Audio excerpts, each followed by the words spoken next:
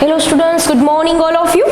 સારું, ચલો આપણે ચેપ્ટર નંબર 2 ની આગળની વસ્તુ તમને બધાને સમજાઈ ગઈ છે, બરાબર? આઈ હોપ સો કે તમને કોઈને ડાઉટ નહીં હોય અથવા એમાંથી કાંઈ એવી વસ્તુ નહીં હોય કે જે તમારા માટે નવું હશે અથવા કાંઈ ટિપિકલ લાગતું હોય એવું હોય તો ગ્રુપમાં મૂકી દેજો, ત્યારે ત્યારે તમને સમજાવી દેશે અથવા પર્સનલ કોન્ટેક્ટ કરી લેજો, જેથી કરીને તમારું કાંઈ ડાઉટવાળું રહે નહીં. ચલો આગળ વધીએ આપણે આજના લેક્ચર તરફ. આજનું સેશન આપણે ચાલુ કરીએ. ફટાફટ આપણે 2 મિનિટમાં રિવિઝન ફટાફટ જ થશે હો, એટલે તમને થોડુંક યાદ રાખવું કે પહેલાંનું ફટાફટ કરી લેવાનું. 2 મિનિટે નહીં, 1 જ મિનિટમાં. શું ભણો છો? જૈવિક વર્ગીકરણ, એરિસ્ટોટલ આવી ગયા, કેરોલસ લિનિયસ આવ્યા, પછી આવ્યા હતા આર.એચ. વિટેકર, 5 સૃષ્ટિનું વર્ગીકરણ, વ્યુજ નામના વૈજ્ઞાનિક ત્રિક્ષેત્રીય વર્ગીકરણ આપ્યું. હવે આપણે જે ચાલુ હતું આ થઈ ગયું રિવિઝન, બસ આમ આટલું જ ભણ્યા છીએ આપણે, રાઈટ? પણ તમે લોકો કમ્પેરિઝન કરી રહ્યા હતા કે જે પહેલાંનું વર્ગીકરણ હતું, બરાબર, જેમાં 2 સેશનમાં આપણે ડિવાઈડ કરી દીધું હતું, વનસ્પતિ સૃષ્ટિ અને પ્રાણી સૃષ્ટિ. અને વનસ્પતિ સૃષ્ટિની અંદર આપણે કોને કોને લઈ લીધા હતા યાદ કરો તો મેં આ સાઈડના ભાગમાં લખ્યું હતું: બેક્ટેરિયા, સાયનોબેક્ટેરિયા, ફૂગ, મોશ, દ્વિઅંગી, ત્રિઅંગી, આવૃત, અનાવૃત, ઈચ એન્ડ એવરી થિંગ્સ જે હતી અહીંયા મેં જેટલું બોલી બધા શેમાં લઈ લીધા હતા આપણે? વનસ્પતિ સમૂહમાં. માત્ર ને માત્ર ખાલી કારણ શું હતું કે બધા પાસે કોષ દિવાલની હાજરી. પણ એમાંથી અમુક, જો હવે ફટાફટ જાઉં છું, અમુક આદિકોષ કેન્દ્રી છે, અમુક સુકોષ કેન્દ્રી. અમુકમાં કોષ દિવાલ છે પણ કોષ દિવાલનું બંધારણ તો જોવો. અમુકમાં કોષ દિવાલ સેલ્યુલોઝની બનેલી છે, રાઈટ? અને અમુકમાં કોષ દિવાલ કાઇટિનની બનેલી છે, જેમ કે ફંજાઈ અને એટલે કે ફૂગ અને લીલ, રાઈટ? અમુક એક કોષી છે, અમુક બહુકોષી છે, આદિકોષ કેન્દ્રી છે, સુકોષ કેન્દ્રી છે. શું આમ જે પહેલાંનું વર્ગીકરણ હતું એ બિલકુલ વ્યવસ્થિત હતું નહીં, પણ એ બધા જે ડ્રોબેક ખામીઓ છે એ ખામીઓને કોણે દૂર કરી નાખી? આર.એચ. વિટેકરે. એ ખામીઓને કોણે દૂર કરી નાખી? આર.એચ. વિટેકરે. આગળ વધીએ તો હવે કદાચ તમને સમજાશે કે જે આર.એચ. વિટેકર નામના વૈજ્ઞાનિકે 5 કિંગડમ આપ્યું, આર.એચ. વિટેકર નામના વૈજ્ઞાનિકે જે 5 સૃષ્ટિનું વર્ગીકરણ આપ્યું, બરાબર, એને કઈ કઈ રીતના ડિવાઈડ કર્યા. સારું, ચલો જોઈએ આપણે આગળ, બરાબર?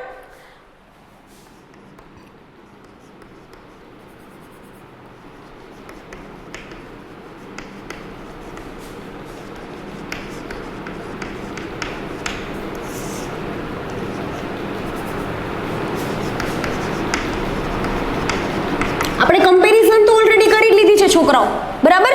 પણ આર.એચ. વિટેકરે જેનું વર્ગીકરણ આપ્યું એની અંદર એને શું કર્યું તો કે તેમને બધા જ એક કોષી અને જે કેવા હશે આદિકોષ કેન્દ્રી તેમને એક સાથે એક સમૂહમાં મૂક્યા.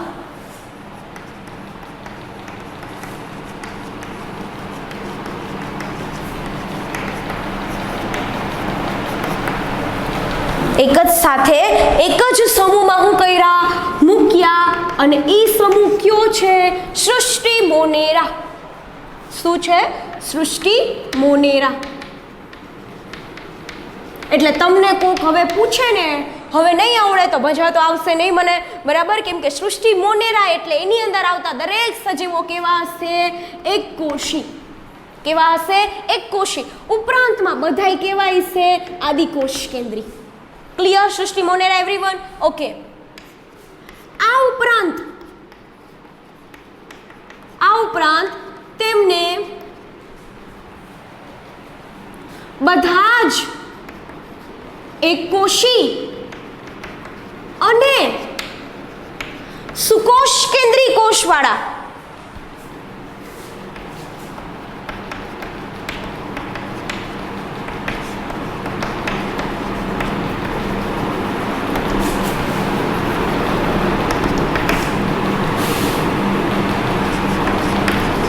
એક સાથે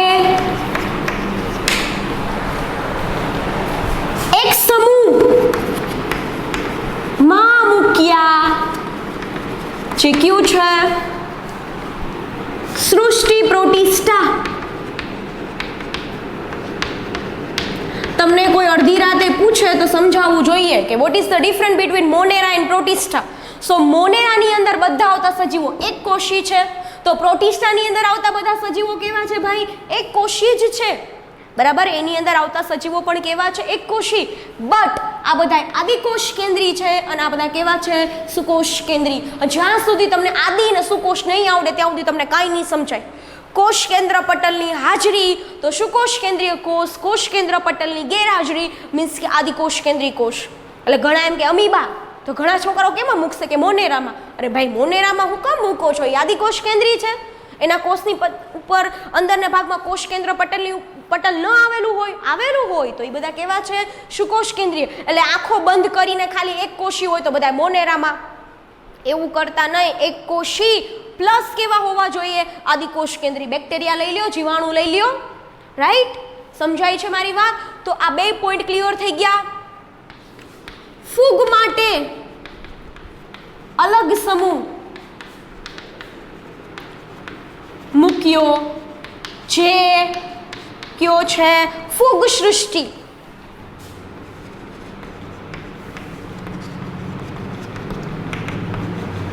જે કયો છે? ફૂગ સૃષ્ટિ. હવે વનસ્પતિ માટે, બધી જ વનસ્પતિ માટે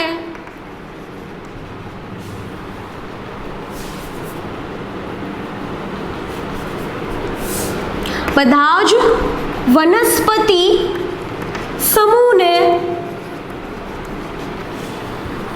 જ વનસ્પતિ સમૂહને અલગ જૂથ માં શું કર્યા? મૂક્યા. અને અલગ જૂથ એટલે કેવું હતું? વનસ્પતિ સૃષ્ટિ.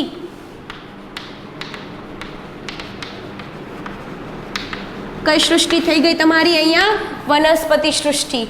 અને તથા પ્રાણીઓ માટે બનાવેલ જૂથ એટલે એ જૂથ કયું છે? પ્રાણી સૃષ્ટિ. તો તમને દેખાય છે તમારી પાસે 5 સૃષ્ટિ, બરાબર? જે કોણે આપેલી હતી? RH વિટેકરે. સો નાઉ ક્લિયર. સૃષ્ટિ મોનેરા, સૃષ્ટિ પ્રોટિસ્ટા, ફૂગ સૃષ્ટિ, વનસ્પતિ સૃષ્ટિ અને પ્રાણી સૃષ્ટિ. હવે તમને બધું ક્લિયર થશે. જો આમાં તો કે કોષદિવાલ જ પણ શું નથી? પોષણ પદ્ધતિ એ ખરખી નથી તો અલગ સમૂહમાં મૂકી દીધા. આમાં કોષદિવાલ હાજર છે વનસ્પતિ પાસે, બરાબર. ઉપરાંતમાં કેવા હશે? પોતાનો ખોરાક પોતાની જાતે બનાવે છે તો એના માટે અલગ સમૂહ મૂકી દીધા. પોતાનો ખોરાક પોતાની જાતે નથી બનાવતું, કોષદિવાલ હાજર નથી તો અલગ જૂથમાં મૂકી દીધા. આદિકોષ કેન્દ્રી, સુકોષ કેન્દ્રી છે, ભલે ને એક કોષી હોય તો અલગ અલગ જૂથમાં મૂકી દીધા. ક્લિયર થઈ ગયું હવે તમારા બધાના માઇન્ડમાં? તો હવેનો સેશનમાં થોડુંક આપણે આગળ વધીએ કે શું કહે છે આગળ. જો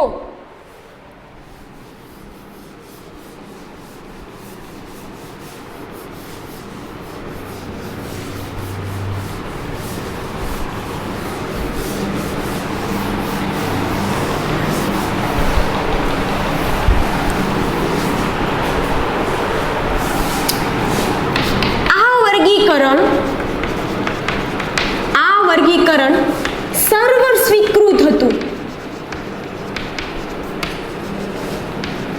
કેમ ભાઈ? પહેલા આપ્યું હતું એરિસ્ટોટલે, બરાબર. એમાં તો ખાલી એના અમુક જ વસ્તુઓ વૈજ્ઞાનિક ઢબે જોઈ. લિનિયસ આવ્યા, એને પણ અમુક જ વસ્તુ જોઈ, બરાબર છે.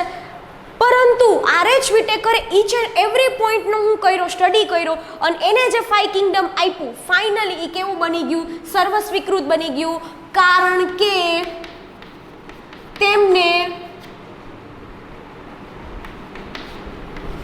માત્ર બાહ્યાકાર, દેહધાર્મિક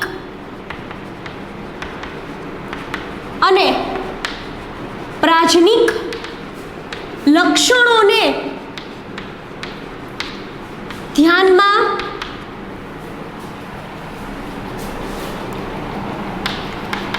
રાખ્યા ઉપરાંત તેમણે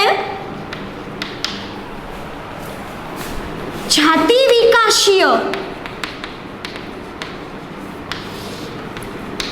વિકાસીય સંબંધોને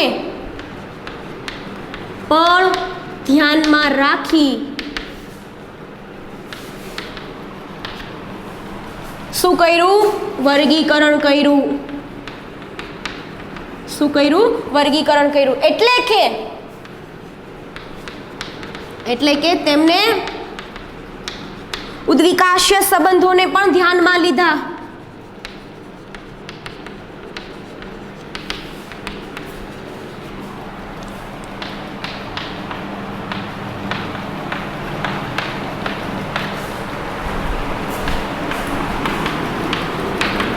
બે બહુ ઈઝી છે. પહેલાનો તો ખાલી બહારની વસ્તુ જ જોતા હતા, પણ હવે થોડુંક ડિફરન્ટ થઈ ગયું. મીન્સ કે પ્રાકૃતિક વસ્તુ કે બાહ્યક લક્ષણો નહીં, તો એને બાહ્યાકાર એટલે બાહ્ય દેખાવ, દેહ ધાર્મિક એટલે ઇન્ટરનલ જે બોડીને સાચવવા માટે જે ચયાપચયની પ્રક્રિયાઓ જે ચાલતી હોય એ બધી પ્રક્રિયાઓ. પ્રાજનિક એ કયા પ્રકારનું પ્રજનન કરે, લિંગી પ્રજનન છે કે અલિંગી પ્રજનન છે, આ બધાય લક્ષણો તો જોયા છે ને. કોણે? RH વિટેકરે. મેં થોડુંક છે ઈઝી સેન્ટેન્સ બનાવું છું, ટેક્સ્ટબુકમાં થોડુંક કેમ કે આના સિવાયના લક્ષણોનો અભ્યાસ કર્યો, બરાબર? એટલે આ ત્રણનો અભ્યાસ તો એને કર્યો જ, પણ આના સિવાયમાં હજી એક વધારે બાબત ધ્યાનમાં રાખી. એ શું છે? જાતિ વિકાસીય સંબંધ. બરાબર? કે કોઈ દિવસ પહેલા કહેવાય ને ચિમ્પાન્જી ને મંકી ડાયરેક્ટ નથી આવ્યા. આપણે ભલે મંકીમાંથી આવ્યા, ભલે આપણા વાંદરાઓ આપણા એન્સેસ્ટર કે આપણા પૂર્વજો છે, બરાબર? પણ એકચ્યુઅલી તમે પૃથ્વી ઉપર સૌથી પહેલા પાણી જ હતું. તો કોઈ પણ કહેવાય ને પૃથ્વી ઉપર સ્થળ જ સજીવો, બરાબર? સ્થળ જ કોઈ પણ વર્ગ લઈ લ્યો, બરાબર? ચાહે કે ઉભયજીવી હોય કે ચાહે સરીસૃપ હોય કે પક્ષીઓ એટલે કે વિહંગ હોય કે આપણે હોય સસ્તનો, એ બધાના મેઇન પૂર્વજો તો માછલી જ છે. કેમ કે પહેલા પાણી જ હતું, બધી સર્વસ્વ. સમજાય છે? તો જાતિ વિકાસીય સંબંધો પણ ચર્ચા કરી કે ઉપરથી કાંઈ ટપકું નથી, ડાયરેક્ટ શું આવ્યું છે કે એક સજીવો છે એની કેરેક્ટરિસ્ટિકમાં ફરક થયો, પછી બીજો સજીવ આવ્યો એમાં કાંઈક ફરક થયો અને પછી ત્રીજો સજીવ આવ્યો. સમજાય છે? તો આ બધા લક્ષણોને ધ્યાનમાં લઈને બાહ્યાકાર, દેહધાર્મિક, પ્રાજનીન, જાતિ વિકાસીય એટલે ઉદ્વિકાસીય સંબંધો બે એક જ વસ્તુ થઈ, બરાબર? ધ્યાનમાં લઈ અને પછી RH વિટેકરે શું કર્યું? વર્ગીકરણ કર્યું અને ફાઇનલી પછી એને શું આપી દીધું? આ 5 કિંગડમની ચર્ચા કરી. સો હવે તમારા મગજમાં ટેક્સ્ટબુક ખોલશો તો બધું આવડશે, ગેરંટી સાથે કહું છું, કેમ કે આપણે ઈચ એન્ડ એવરી પોઈન્ટનો શું કર્યો છે? સ્ટડી કર્યો છે. Clear everyone? તો હવે આપણે આગળ વધીએ છીએ. પહેલી સૃષ્ટિ મેં તમને ભણાવી છે સૃષ્ટિ મોનેરા, બરાબર છે? સારું, ચલો આગળ વધીએ સૃષ્ટિ મોનેરા તરફ.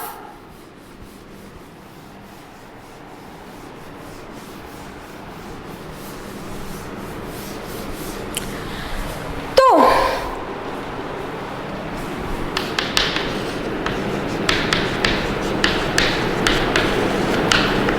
મોનેરા આપણું આજે છે કમ્પ્લીટ થશે નહીં, બહુ લેન્ધી છે. આમ તો આપણે એકાદ બે સેશન જોઈ જશે આખા મોનેરા માટે, બરાબર?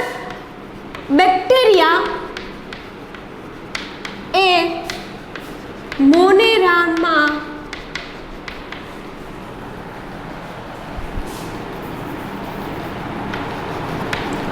સૌથી મહત્વનું શું છે? ઉદાહરણ છે. આમ તો એક લીટી વધારવી જ કહેવાય, બરાબર? તેમ છતાં પણ લખી દઉં છું, બધા જ સજીવો કેવા હશે? આદિકોષ કેન્દ્રી. આવા સજીવો કેવા હશે? આદિકોષ કેન્દ્રી અને એક કોષી હશે.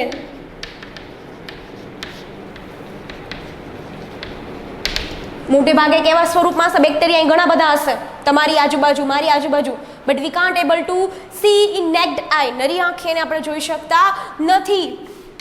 તે ખૂબ જ સૂક્ષ્મ રચના ધરાવે છે, બરાબર? તે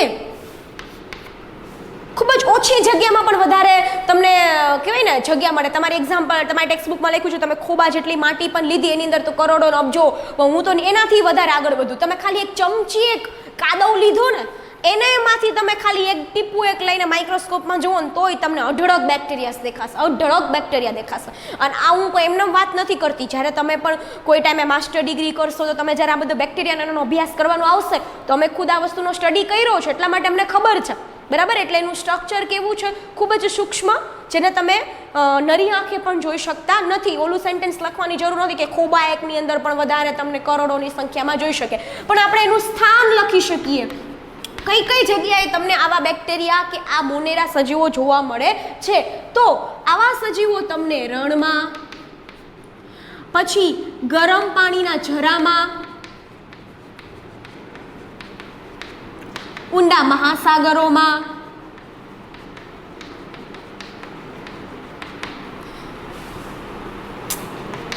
જે જગ્યાએ અન્ય જૈવિક સજીવો, જૈવિક લક્ષણ સજીવ લક્ષણ તો બે મેન નહીં પડે, અન્ય સજીવો રહેવા સક્ષમ, આમ લખાય સક્ષમ, આવું હોય સક્ષમ જે હોય તમે સુધારી નાખજો, બરાબર. સજીવો રહેવા માટે સક્ષમ ન હોય તેવી વિપરીત, એટલે કે એક્સ્ટ્રીમ કન્ડિશન કહી શકો તમે, વિપરીત જગ્યાએ પણ આવા સજીવો શું થાય છે? રહે છે. આટલું આવડે ને તો પણ તમને ઘણું, બરાબર. આજના સેશનની અંદર શું કહે છે? બધા જ આદિકોષ કેન્દ્રીય એકકોષી સજીવો. આ ઉપરાંત મોનેરાના સૌથી મહત્વનું એક્ઝામ્પલ કોણ છે? બેક્ટેરિયા. એનો મતલબ એવો ન કાઢતા કે મોનેરાની અંદર ખાલી બેક્ટેરિયા જ આવે. તમે એમ કહી શકો કે બેક્ટેરિયાનો સમૂહ, બરાબર, એટલે એ કોણ થશે? મોનેરા, બરાબર. પણ બાકી આપણે નીલહરિત નીલ, પણ એ સાયનોબેક્ટેરિયા, તો એ ભાઈ એક જ થયું, બરાબર. એટલે આપણે એના તો રિલેટેડ ભણવાનું છે, જે તમને ખૂબ જ સૂક્ષ્મ રચના છે, જે રણમાં, ગરમ પાણીના જરામાં, આપણે તો ગુજરાતીઓ છીએ, તુલસી શ્યામ, બરાબર, ના જરામાં મેં ખુદની એના ઉપર એની અંદર રહેલા બેક્ટેરિયા ઉપર સ્ટડી કરેલો છે, બરાબર. અમારે ડેઝર્ટેશન કે રિસર્ચ કરવાનું હોય કમ્પલસરી, તો મેં ખુદ એની અંદર રિસર્ચ કરેલું છે, કે ડેઝર્ટેશન કરેલું છે, કે અમુક થીસીસ સબમિટ કરાવેલા છે. સો એની અંદર પણ બેક્ટેરિયા રહેતા હોય ગરમ પાણીના જરામાં. ખૂબ ઊંડા મહાસાગરો હોય એની અંદર, બરાબર છે, અતિશય ક્ષાર હોય એવી સ્થિતિમાં. આઈ મીન એક વસ્તુ સમજો ને કે અત્ર તત્ર સર્વત્ર જગ્યાએ બેક્ટેરિયા હોય. કોઈ પણ એવી સ્થિતિ છે જ નહીં, બરાબર. તમે અહીંયા રણ લખ્યું છે, બરાબર, તમે એડ કરી શકો હજી એકાદું, કે કોઈ બરફ, જે બરફ હોય એની ઉપર થાય બેક્ટેરિયાસ, ઈચ એન્ડ એવરી પ્લેસ. એને કોણે રોકી લીધી છે? આ ભાઈ બરફે રોકી, મીન્સ કે આ જે બેક્ટેરિયા છે એને રોકી લીધી છે, જે બધી જગ્યાએ આવેલા છે. સો આ એક લીટી સમજો, જે જગ્યાએ અન્ય સજીવો રહેવા માટે સક્ષમ ન હોય.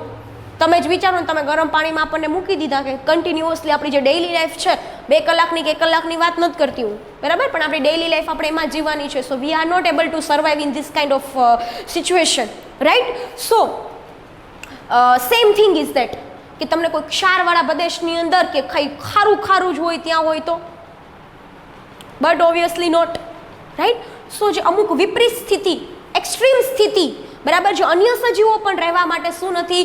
સક્ષમ હોતા નથી. આવી વિપરીત સ્થિતિ કે આવી કન્ડિશનની અંદર પણ શું થાય છે? બેક્ટેરિયા રહી શકે છે. તો આ બેક્ટેરિયાનો આકાર કેવો હોય એ, બરાબર, આપણે તમે લોકો કંઈ ફ્યુચરમાં નવું રિસર્ચ કર્યું અને નવું બેક્ટેરિયા ફાઇન્ડ આઉટ કર્યા, સો તમારી પાસે એવી કેપેબિલિટી તો હોવી જોઈએ ને કે આ બેક્ટેરિયાનો શેપ કેવો છે. સો આપણે નેક્સ્ટ સેશનની અંદર આપણે જોશું કે બેક્ટેરિયાનો કેવો શેપ હોય. બટ આપણે આજના દિવસ પૂરતું આપણે આટલું જ રાખશું.